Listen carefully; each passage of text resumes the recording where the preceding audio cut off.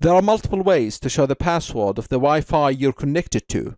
The first one is to go to the Wi-Fi icon on the right side of your taskbar, left click on it, and then click on the Wi-Fi you're connected to, right click on it, hit Properties, scroll down, go to View Wi-Fi Security Key, hit View, and then you can view the password.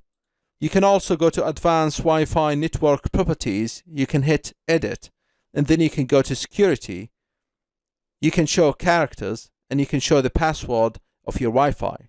Alternatively, you can go to the CMD, type in this command, net sh wlan show profile name equals, between double quotations, enter the network's name,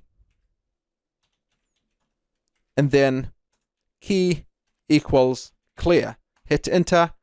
Under security settings, you can see key content, and on the other side, you can see the password of your Wi-Fi. Thank you.